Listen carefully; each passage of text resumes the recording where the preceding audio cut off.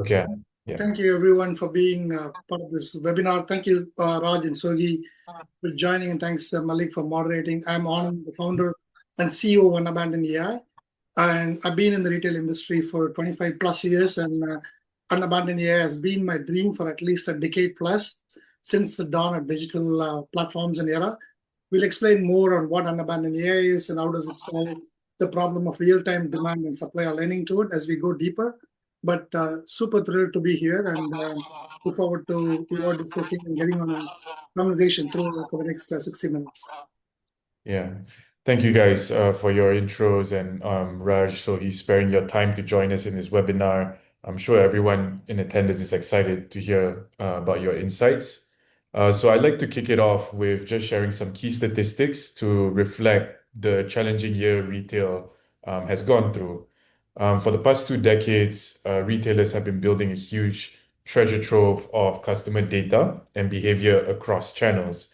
So there is a lot of intelligence built in these interactions for retailers to make critical decisions. The intelligence today is used for the most part to drive front office transformation, while core functions like merchandising, inventory is still stuck with legacy systems, processes, tools, and if we can even say mindsets.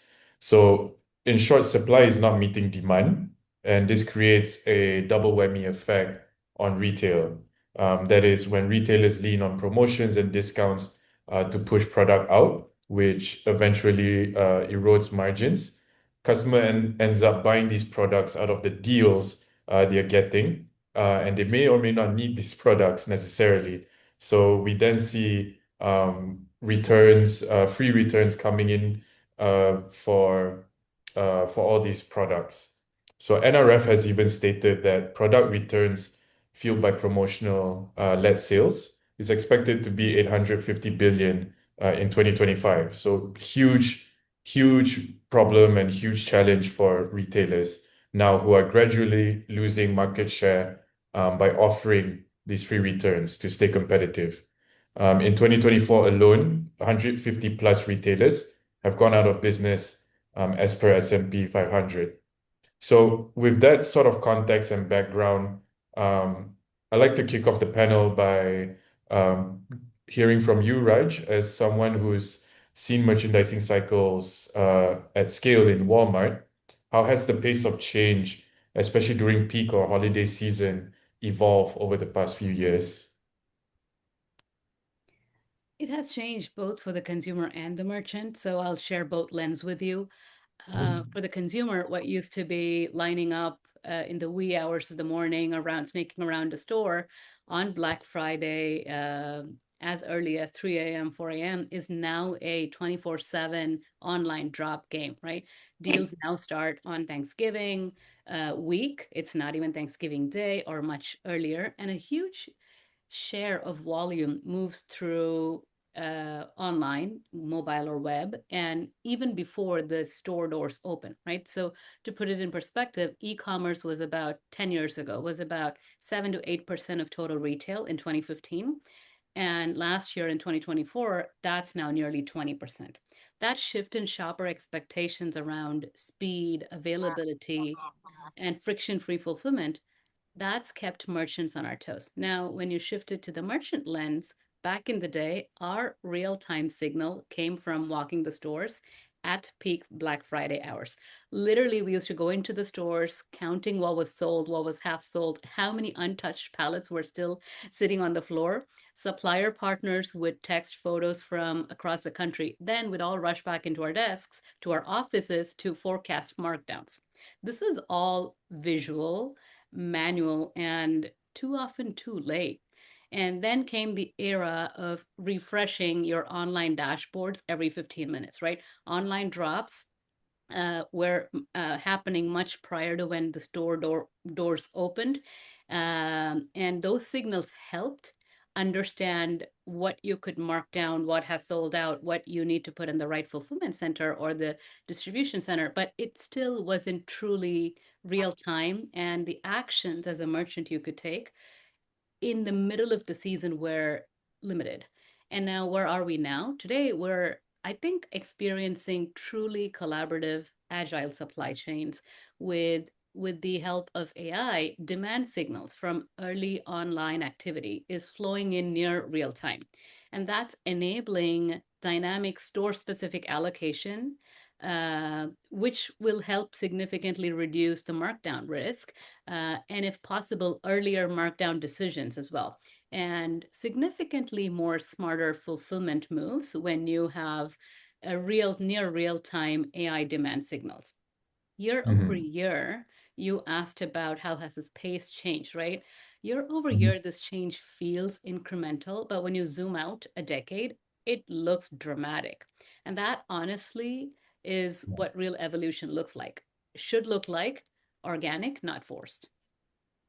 Yeah, I like that anecdote, zooming out. It looks like a very drastic change. So leaning on that, Anand, do you think retailers are better equipped to deal with this chaos that Raj laid out, or are they simply fighting bigger fires with the same tools? Yeah, as we started working on UnAbandon AI, a little more than a year back, right? So we started Mhm. doing a lot of quizzing, brainstorming, discussing with a lot of retail leaders. Some of them you see in this call, right? And there are many more who are not in this call or maybe joined as an audience, right? What came out was very clear. There is a lot of data rich companies and there are a lot of intelligence hungry companies. So retailers now, over the last 20 years, have built a ton of digital intelligence because of all the digital platforms, and now they know who their customers are, who their shoppers are, when do they buy, what do they buy, what not. But most part of that intelligence was, like Raj was saying, and like you were alluding in your preamble, Mallek, is predominantly used for doing front office transformation. If you look at the number of MarTech tools that are sitting out there, there are 15,000 MarTech tools that have mushroomed in the last 20 years. And if you look at the number of tools that are helping retailers in doing operational transformation, you can count them with your one hand or maybe two hands at best, right? And that's got to change in the world of data and AI. With so much of data, so much of insights available about who's my customer, what are they doing, how are they shopping, when are they shopping. That intelligence has got to go into merchandising, inventory planning, forecasting, supply chain, pricing, and then supply will start meeting closer and closer to the demand. And when supply meets demand, we all know from basic econ classes that we don't have to discount anymore. And when people Mhm. buy what they exactly want, the amount of returns that are going to happen is going to come down. So the double whammy can be flipped into a double positive for retailers, and which is exactly the mission we are going on. And if you look at even within that digital intelligence, we have taken a very unique perspective at UnAbandon AI, which is a search intelligence. Why? If you ask any retailer today, which is the most important real estate asset or the asset that they are looking at, or the real estate even, they won't say Manhattan or they won't say LA or SF or anything. They would say the search bar, right? The Mhm. search bar has become the most critical asset because that is the only place any consumer says what he or she wants to buy. Even imagine if you walk into a store, if you don't talk to anyone, if no associate talks to you, nobody will know what you are here to buy. You may buy a pack of gum, you may buy a bottle of water, or you may buy for $200 worth of merchandise. Only you Mhm. know that, right? But when you go to the search bar and when you type what you're looking for, now the retailer knows what this person is looking. That could be on the retailer's own website, that could be on Google, that could be on any new AI chatbots that are coming, and that could be on social media. And all of that has been happening for the last 20 years. And now, how can we take that intelligence to make smarter merchandising, intelligent Mhm. pricing, and dynamic supply chain? That's the mission. So we eventually help the retailer reverse the double whammy and start growing profitably. Yeah, what I'm sort of getting from you and Raj is that the customer intent and behavior is getting harder to read with multiple sources of signals. We talked about search bar quite a bit. We've seen the trend of agentic commerce also reinventing that top of the funnel journey. So I'd love to hear from you. So you work at the intersection of culture, sport, and rapid fire consumer trends. So how does your team prepare for unexpected demand spikes, when an athlete or a team suddenly goes viral overnight. Understanding these top of the funnel activity, I could imagine is going to be very critical. Yeah, for sure. We have a viral events that can happen overnight. These are Mhm. really, really unpredictable situations, such as a breakout athlete, sometimes athlete injured, and then game result, and then shifting trend and social media wave. It is really hard to predict. So that we prepare these viral moments in three ways. So first is we consistently monitor early demand and cultural, signals, including previous trend and searches by using data. And then we also design flexible product line and then that we can scale quickly, which means very differently we are preparing the product line comparing to 2 years out or 1 year out. We prepare narrow it down to maybe 2 weeks or 1 month time period. We should be prepared, but still it is not accurate sometimes. And then that's why our goal is stay focused ahead of the cultural trend rather than chasing them. So when we see that hit the consumer trend building, so we can align quickly across merchandising, planning, supply chain in order to utilize our data and then product line, inventory, marketing effort to meet the trend. So that what I'm thinking is what we need is a AI system right now that can allow us to collect more information quickly and efficiently. So that is the biggest portion of what we are, struggling as a professional. The data collecting taking few weeks or many days. That is really hard to make a quick decision while at least we are handling this unpredictable, situation. So that we need to able input critical to narrow down to fine tune, focus on specific product through AI tool or data, how we can preparing with the confidence. If that is possible, we could stay focused and respond to volatile trend with the precision and then confidence going forward. Yeah, that's absolutely spot on, Sogi. I think it's absolutely possible. We are going to see a demo right after this. We want to reduce the grunt work that typically takes in collating all multiple data sources and really figuring out, the needle out of the haystack, right? Just to code. So you can actually come up with the critical data insights on which you want to take action before the window of opportunity is lost, right? We'll see that in the demo. Go ahead, Malik. Yeah, no, love that sort of answer. So yeah, I see very much how you're balancing the human aspect of your work with sort of getting superpowered by AI and the data. Before I go into the next section, I thought I'd just put a quick poll out for the audience just to see general consensus for those on the call. Are you really staying ahead of the consumer trends, as Sohi mentioned, or are you sort of always playing catch up? But yeah, my next question actually has to do with the retail double whammy that you mentioned briefly, Anand. Just for those who may not be familiar, could you explain what this phenomenon is all about from your perspective and what can be done to minimize the impact? Yeah. So I've been, like I said, I've been in this industry for 25 plus years. When I started my career, there was only one channel, which was digital, right? Sorry, physical. Physical was the only channel. People walk into stores and they buy and they leave. So there was no digital channels, there were no digital platforms till the 2000s, since Amazon and others came. So since digital came, retailers could actually, and let me take a step back, right? So pre-digital, when there was only stores, the way retailers were operating is, for the stores they operate in, they know the demographic of where the store is located. This is a physical store and the demographic in which location and demographic in which it's located. So they actually do a demographic survey. The lot of survey, companies that existed that still exist, they'll do a survey of who's living in that demographic, and then they will stock up items that will actually meet the demands of the demographics and what they buy, what they eat, what they consume, what the lifestyle is, and so on and so forth.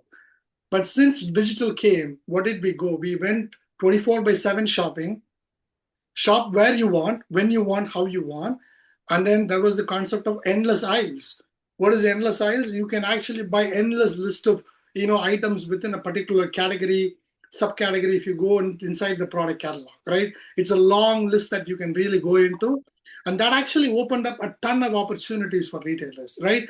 And almost every retailer, this is my experience, I'm sharing my own experience, almost every retailer started expanding into adjacent categories, adjacent subcategories, which expanded the pie and kind of confused to the consumer who this retailer is anymore, right? I mean, there was like the blurring of the lines that started happening because of the digital. And during the same phenomena, the merchandising teams, which used to be the dominant teams, merchandising used to be the king of heartbeat of retailing, they started going behind the scenes, and the marketing team started growing bigger and bigger, right? This is not against marketing or for merchandising, but it's about balancing merchandising with marketing so we make supply meet demand. So the absence of that is what has been happening in the last 2 decades, which leads to a double whammy where you end up merchandising based on heuristics, intuition, right? Gut check. I've done this before. This is how it works. This is what I'm going to buy, instead of what customers are actually saying on your platforms, instead of what customers are saying on social media platforms, what they are searching on Google and AI chatbots and whatnot. If you're able to glean all that intelligence and then do smarter merchandising and also prune your catalog to the 2080, right? Focus on the 20% of the merchandising, catalog, assortment, category, subcategory, which meets 80% of your business, then your 80% of the business is already guaranteed.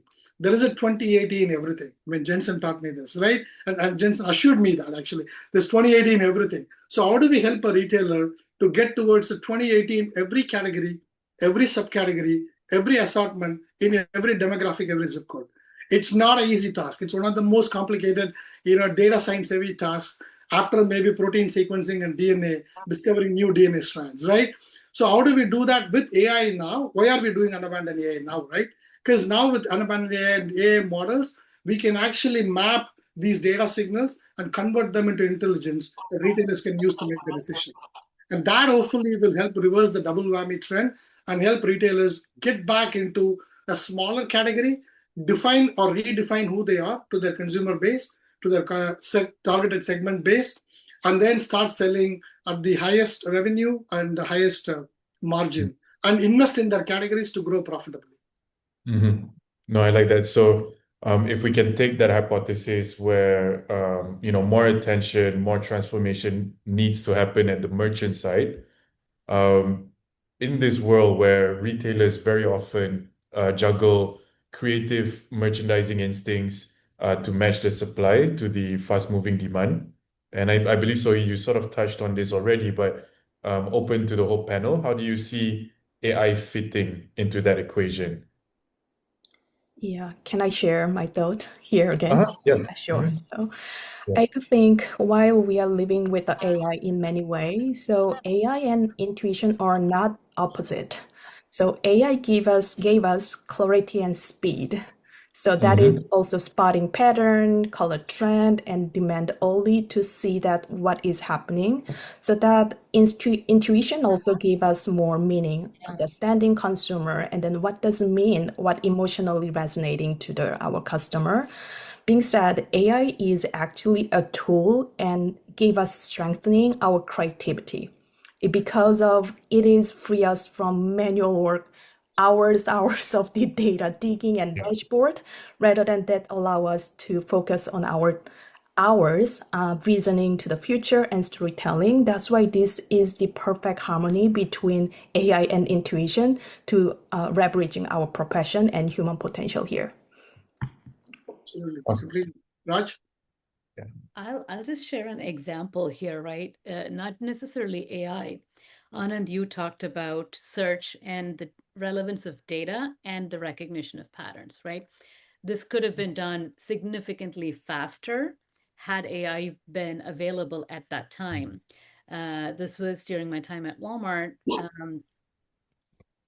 Let's say a brand, a premium brand, considered themselves luxury products, did not want to place them on Walmart. We did not have their products, but what we were able to look through search and customer behavior is the data was telling us customers on Walmart.com were looking for this brand. And because they could not find it, they are still loyal Walmart customers. not in this brand's mind, they are not affluent, but they are very, very affluent.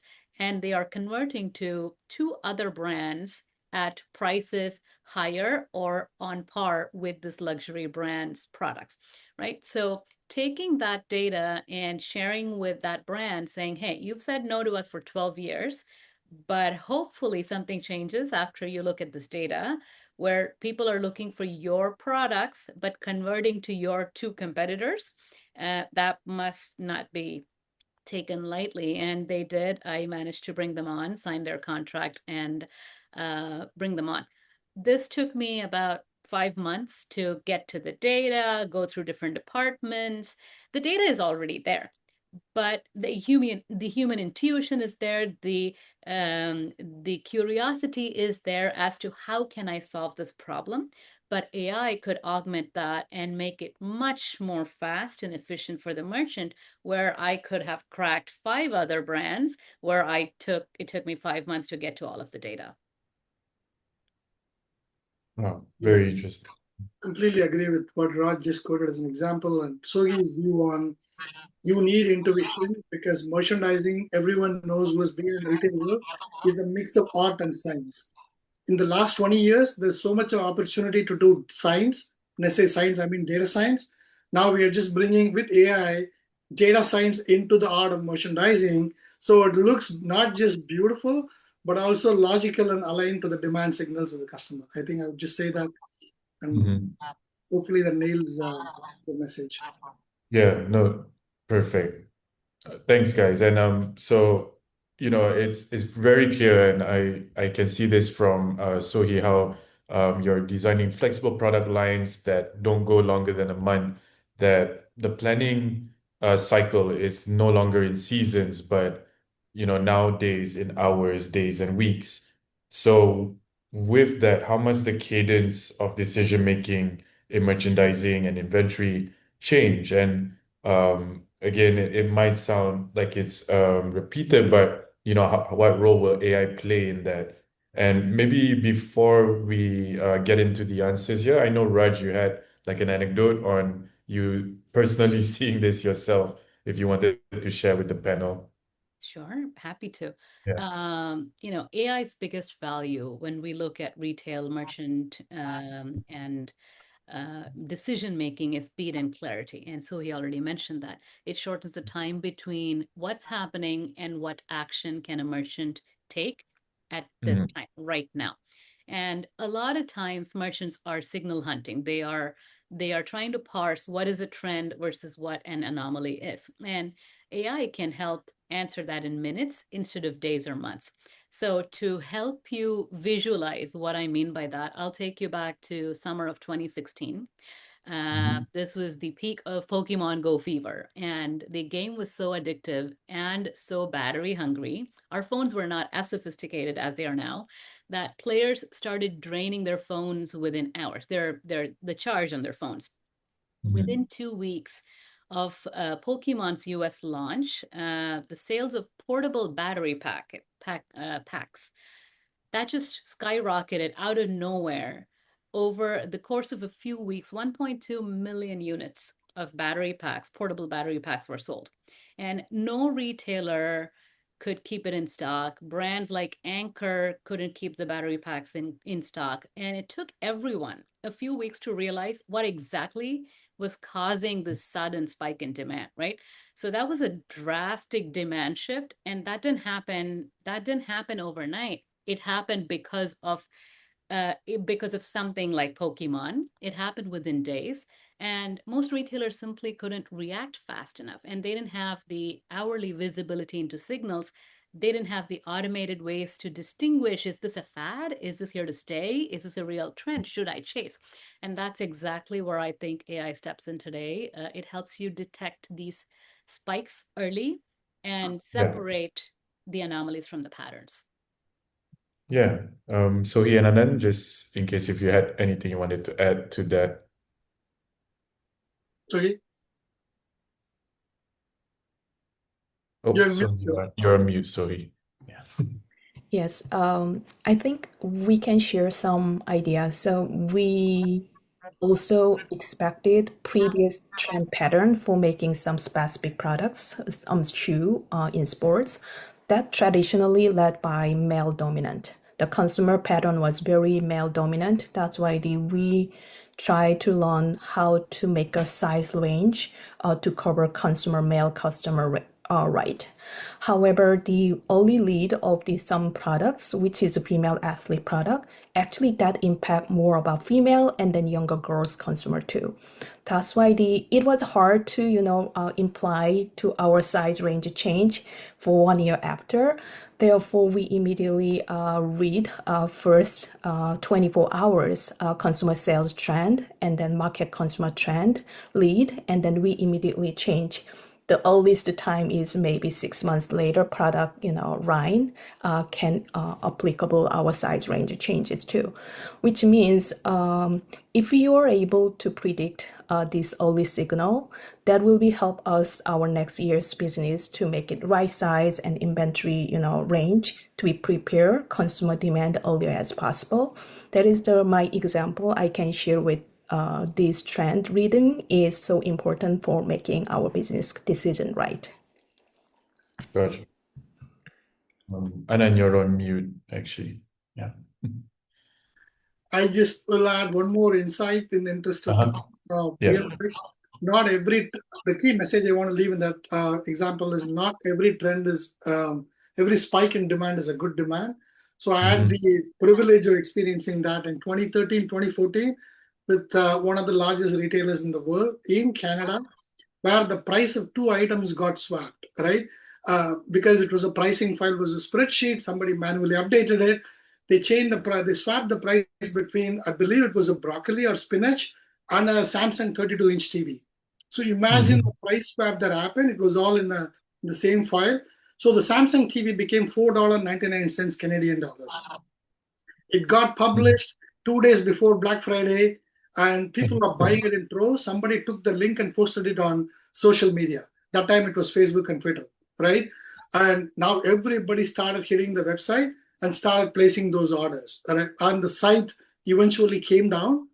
It took us almost like half a day to figure out where exactly the problem is, and none of it was technical. It's actually a page which was contributing to the spike in demand, which really led to figuring out what's going on. And we saw the TVS $4.99. This particular retailer ended up canceling all the orders and then giving everyone a $10 gift card. There was a backlash in media for that, actually. So not all spike in demands are good. So it's really important to separate the wheat from the chaff and a positive trend from a negative trend. But it's critical to know both so you can actually see what's going on. So you don't miss a Labubu or you don't miss a Pokemon Go. At the same time, if let's say LeBron James retires tomorrow, or who knows, Steph Curry just moved out of Under Armour. Where is he going to go? Nobody knows. But let's say he goes to one of the brands we know. That particular brand should know that and then plan and execute so they're able to immediately capture the spike in demand. Yeah, no, I like that final example, and then just because it sort of hints at understanding the customer behavior and intent doesn't just tell you where your product should be pushed, but it also gives a little bit of insight of what's going right and what's going wrong with your operations in general from that pricing example. Yeah, you nailed it, Mallek. I call this as operational diligence and alignment, and I don't want to say cleanup, but just getting the house in order, right? Operationally to the demand signals. Yeah. So I'm also just a bit cautious of time. I want to close with this sort of final question here so that we can get good enough time for the demo. But to all the panel speakers, what should retailers be thinking and planning on after this holiday season? So they put the horse or demand per se in front of the cart, which is the supply operations, and make demand actually drive supply instead of the other way around. We can go around. Whoever is sort of comfortable to kick it off, we can start with that. Sure, I'll go. I'll say let's stop observing the challenge and start acting on it, right? Start small, start it today, pick something repetitive, a manual task, and let AI take the first pass on it. The way to unlock this would be to get merchants and tech enablement enablement teams in the same room regularly.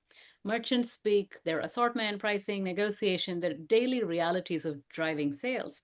And tech teams speak systems, data, automation. And when they don't share the language, it is imperative to build that shared fluency where merchants should be able to articulate their optimization needs in a way that tech teams can act on. And then tech partners need to understand the messy, ever evolving nature of a merchant's world. And when these two perspectives connect, that's when AI actually can help reshape the business. Got you. Thanks, Raj. Anand or Sohi? Yeah. Sohi, go, I'll close it. Yeah. Okay. Right. So I think I believe AI is continue to evolving, and our older industry leaders or our real life is leveraging this insight going forward, right? So we can leverage this AI tool to dictate our future demand smartly, and then we should focus more and better job to storytelling and then consumer to pulling into retail, so that in my small, not small, but in my professional world, I want to leveraging our team and human to focus on about the what truly meaning to give to giving moment, to learning about the consumer and then emotion rather than dictating or leveraging data collecting. So hope that that will be help us to 2026 is a different time. We will be much smarter, and then making our life is getting more meaningful for consumer to interacting with the human consumer. Is that in your list of Santa Claus, Sohi? It is. Yeah. So yeah, I think from my standpoint, from the standpoint of UnAbandon and the whole team, I think we are taking a shot at building retail's domain language model. The model is going to get dropped this week to the public, so anyone and everyone can actually access the model to access the retail data set, retail business models, retail understanding, and then gain critical insights that you want to gain to make important decisions in your business. So I highly encourage, I think we're planning to drop the model on Wednesday. You're going to see the demo of the model right next after this panel is over. So I highly encourage everyone to lean into this. If you are building retail AI applications, agents, are exploring or thinking about, I think this model should be the starter is the way we are looking at it. Why? Because this model lives, breathes, and knows only retail. You will see the demo and you'll appreciate why I'm saying what I'm saying. And my wish list for retailers, if I was a retailer, and my request to retailers is think about how much of your core operations, which is not marketing, which is not digital channels, is thinking about how much am I aligned to my customer base, their demand signals, who are they, where do they live, when do they buy, what do they buy, how much they buy, what's the price point, and how much am I, how am I actually continually optimizing towards that? Because it's a moving trend. The trend doesn't stay, right? I mean, Steph Curry moves from one brand to another, trend moves, behavior moves. So this keeps moving. How much am I aligning the rest of the operations closer to that? It can never match. We all get it. But how much can it really go closer is what we should really get to. And that is my wish list. Thank you all. Awesome. Yeah, thank you once again to Raj, Sohi, for sparing your time on your busy schedule, and Anand for all your insights and passion on transforming retail. So I think we're 20 minutes left into the call, so I'll hand it over to Nag, who will take over the demo for this session. And just a reminder for those who might have logged in late, please drop any questions you have throughout the demo in the chat, and we'll do our best to get to it at the end of the demo. And if we cannot, we'll respond back offline. Thanks for having us. Yeah, thank you. That was a wonderful, wonderful panel. Thank you very much, Mallek, Anand, and Sohi and Raj. So I'm super excited to share the demo of our UnAbandon AI's Retail Genie. Let me just get started by sharing my screen. Is there a drum roll? No drum rolls? It is a drum roll. It's a big moment for us here, for all of the team members at UnAbandon AI. We're super excited to share our product. As you can see on the screen, this is the homepage, or once you log in, you land in Retail Genie. And this is a very interactive platform where you can ask questions and get insights that are extremely useful for you to make decisions instantaneously. The data set that is being used today is going to be a global apparel and footwear retailer with 8 years of history, but then that can be customized based on each one of the customers and how they utilize this data. There are multiple ways that we can actually access the platform today. One is as a guest user. You don't have to log in. You can just come to the platform and try and interact with the market intelligence to get insights on what is happening within retail, understand the different kinds of trends in different categories, subcategories within different continents, whether US or India or so on and so forth. Then there is a second way to interact with our product, which is actually by logging in. And once you log in, you get a very rich feature set, which is the ability to save the dashboards, you create dashboards, and remember your prompts that you have used before, and also compare your retailer specific intelligence against the market intelligence to get much, much richer insights.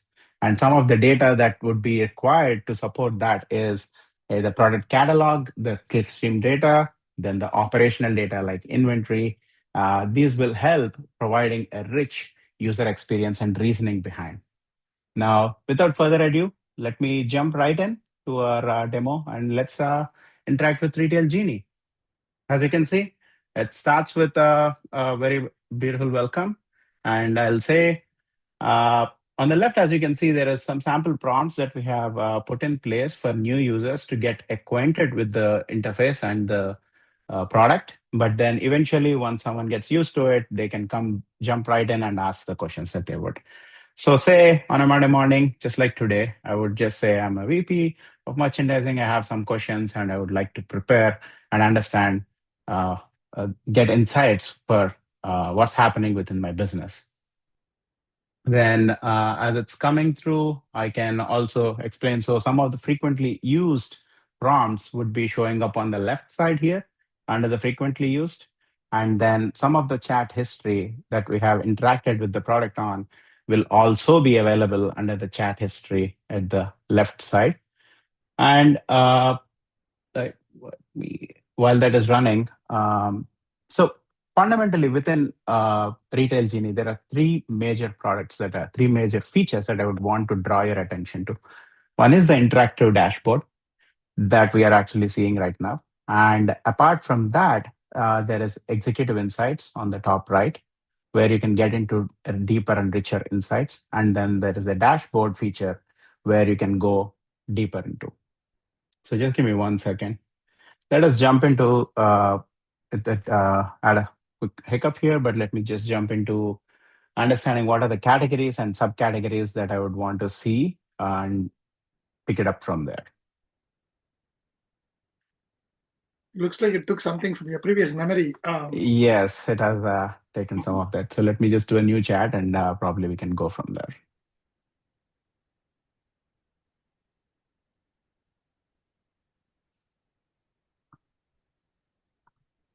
So while that is happening, let me just also give you a little more insight into a live dashboard feature that you can see on the right, where as the user provides inputs and information on which specific categories or subcategories that they're interested, it is custom tailored for them to look at what is trending there in terms of their specific top categories and items, and then be able to configure this even the way they would want to see it on a day in and day out basis.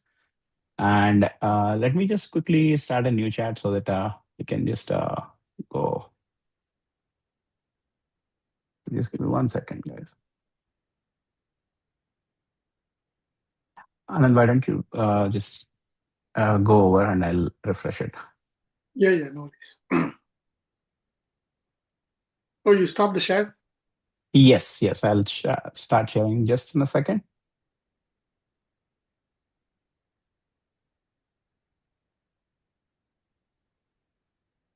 It's AI, right?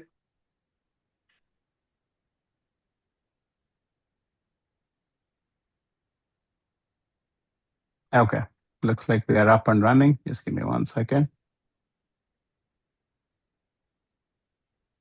You didn't feed the cookie in the morning? I didn't. So again, let's just do a round two and then let's go over. So we just started with the greeting and then I'll jump right into understanding what are all the categories and subcategories that I'm looking at, right? So simple question to understand what's the depth of the data so that we can jump deeper into pick up specific category and go into insights and such. So first and foremost is getting some insights on those categories. And if I want to go deeper and understand what are the top five subcategories with the highest traffic within 2025, right? There is historical data. So what we want to understand here is how is the traffic and search trending over a period of time and which specific subcategories. As you can see, it's very quick and interactive.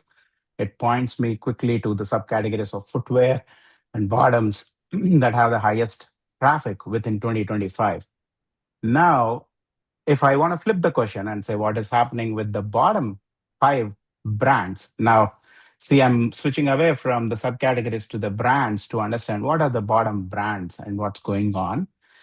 You'll see the understanding to quickly generate insights and bring that out to the user instantaneously. In a normal world, something like this would take a lot of time, and the thought to convert to insights would take even more time. So you can interact with the product to go deeper into understanding insights, but I would want to just go into some of the trends that fundamentally we would want to look at. Let's say footwear being the top subcategory that we have seen. What is it trending over month by month or a period of time? So if I want to go deeper in that particular angle and dig deeper, let us see what level of detail we'll be able to get to. And fundamentally, what we're going over here is the retailer intelligence, the specific clickstream data and the traffic data, along with engagement and search. That is an input which provides us very clear and concise information of what is happening in a specific category or a subcategory and being able to switch between multiple angles.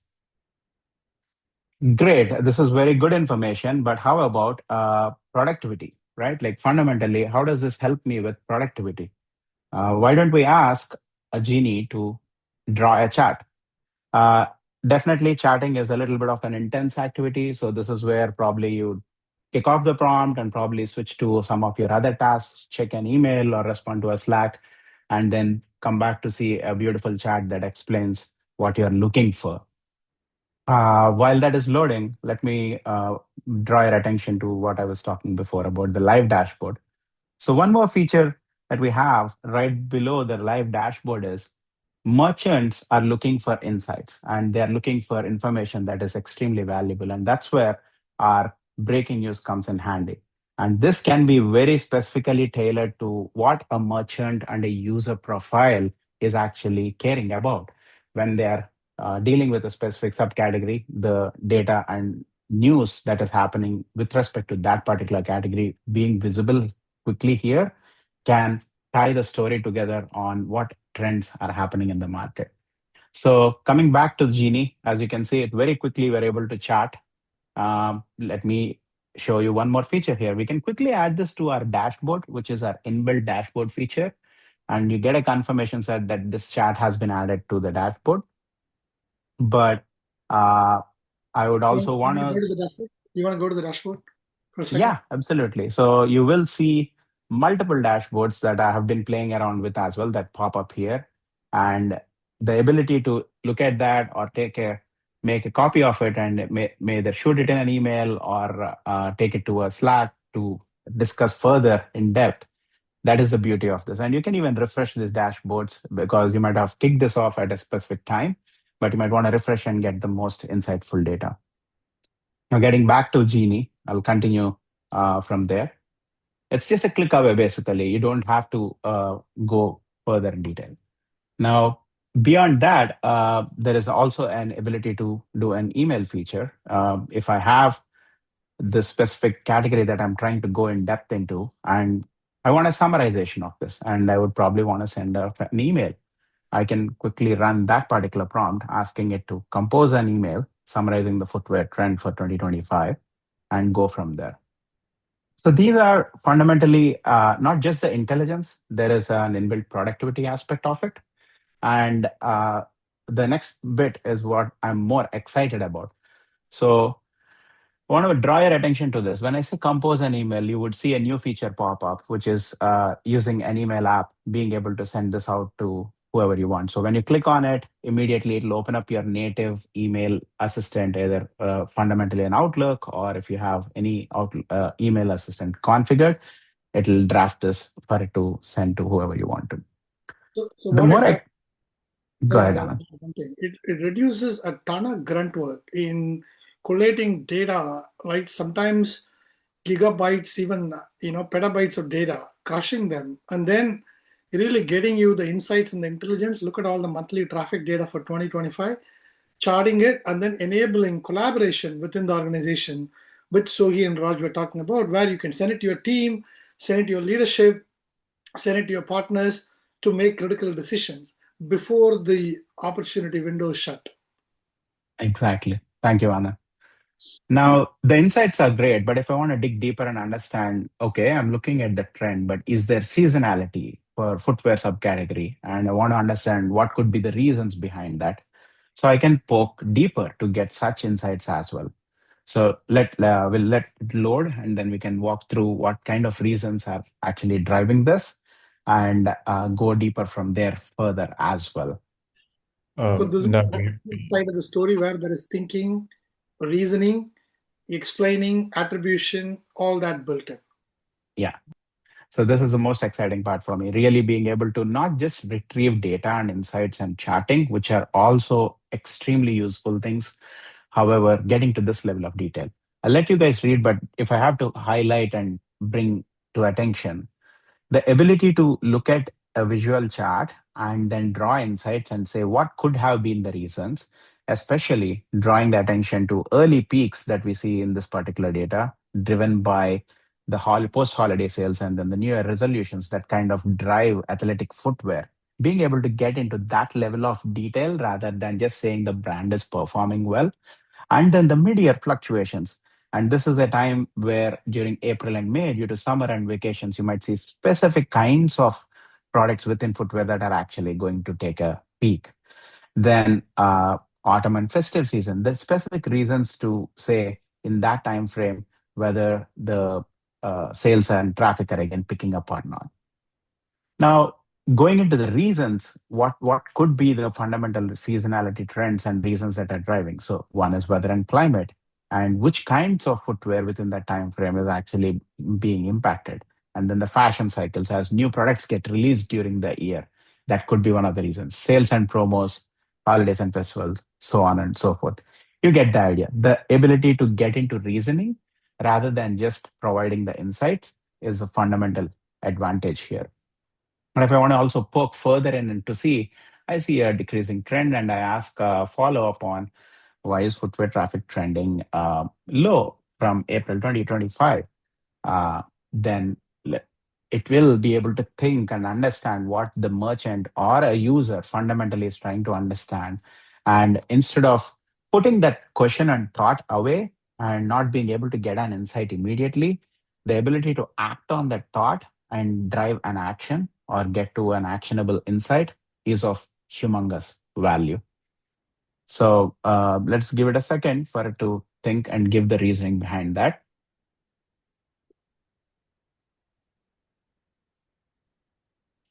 So as you can see, the depth it was able to bring out that we haven't seen so far now, which is the types of traffic that was happening after April 2025 and what is the trend of each kinds of traffic. We're not just talking general footwear traffic. We're being able to break down into direct traffic, search traffic, and how that has been moving from April onwards and give you a little bit more detail. Again, this is numbers, but then as a user, I would want to be getting more insightful direction. So if I ask, what actions can I take as a merchant to mitigate the decline in footwear traffic? Like a generic question, right? Not just specific April standpoint. And I should be able to get insights that help me take actions based on specific issues that I see and the data is showing without needing to spend tons and tons of time to identify the nuances of what actually is going on. That is really the power of the tool. And look at the response that we have here. So essentially, wherever we are seeing traffic really low, um, the suggestions to go with initiating email marketing campaigns or boosting search engine visibility. So this is not a generic answer. As you can see, there is only a specific percentage of footwear traffic that's originating from search and search engine optimization, and how we need to take an action specific to that particular area. And then the direct traffic is around 30%, and being able to say optimize it because there is already traffic there. So very insightful directed response that a person can take action on. Now, if I switch topics and then go into additional questions, let's say I want to understand what are the top 3 brands within footwear subcategory. And We got 5 minutes before we oh, close. yeah, we got 5 minutes. You may want to switch to the guardrails, because the guardrails are one of the important features. Absolutely. Actually, I'll give you time. But the next one that I was able to show is also fundamentally the same thought process, which is being able to reason beyond just the insight in itself and driving the action for the user on what they should be able to do. I'll switch just in the interest of time. This is a very, okay, now I can get a very random question, but we are trying to solve for retail, and the Genie understands that. So let me just run a couple of retail guardrail prompts. I would want to understand what's happening with Fed rate. That is something that is out of the scope of the tool, and you wouldn't see it responding on that. So it is very well built to ensure that we are not getting into unnecessary back and forth. Sorry, now let me voice over a bit. This is very, very important, guys. During my days at NVIDIA, early days, right, 2023 up to 2023, we saw a lot of AI pilots being done, but systems not being scaled. One of the biggest reasons is it responsible AI? Am I taking a huge risk, unknown risk, by deploying an AI system? What happens to hallucination? Is it guardrail native? So one of the first things we built in the platform is guardrails, to make sure the platform doesn't go outside of your data set, your business model, your context, your industry, your geographic, so on and so forth. So you can be safe that your associates cannot ask anything that is off limits, and the model will start entertain and encourage them, and this gets into some kind of HR, PR kind of issues. Thank you, Anna.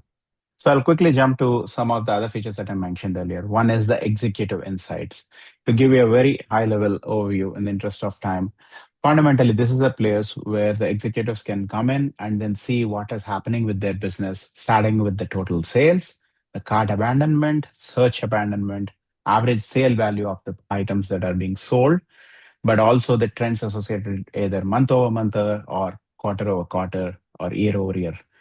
Then being able to dig deeper and understand what are the top categories that are performing better and the bottom categories, and then the top items and the bottom items.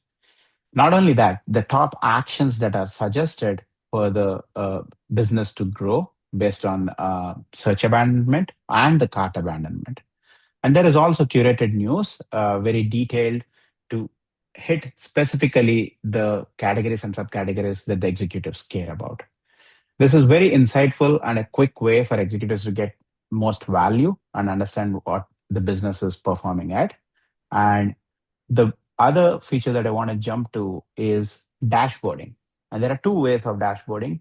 Fundamentally, the additional earlier dashboards that I showed, which is coming directly from Retail Genie, and you can save the dashboards that you can visit again and dig deeper.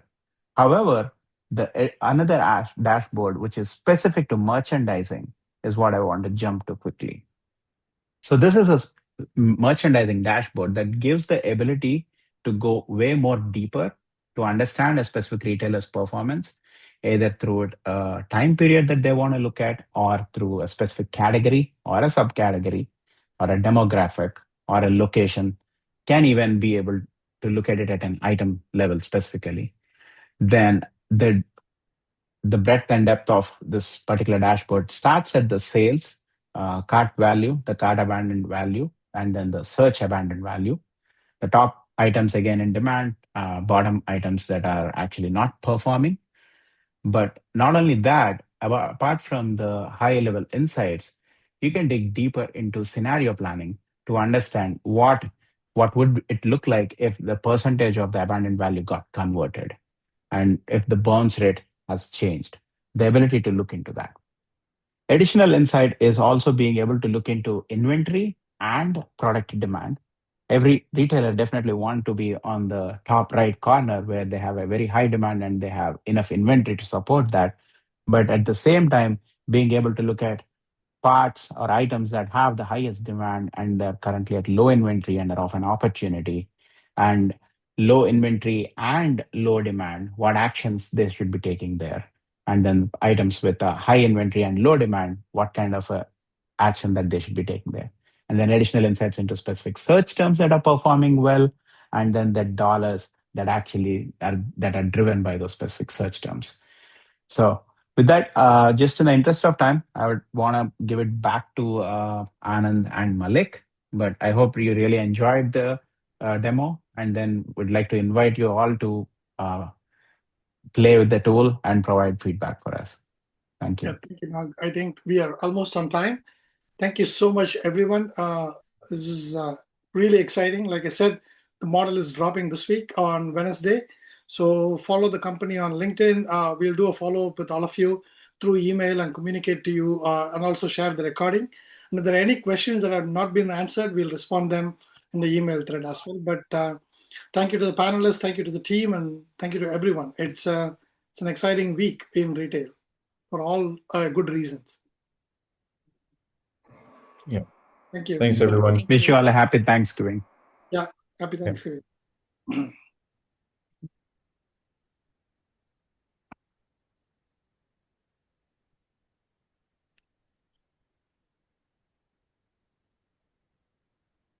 Do we huddle in this call or do we huddle in a separate call? Let's do a separate one. Yeah. Thank you, guys. Okay. Thank you. Bye, Sohi. Bye, Raj. Bye.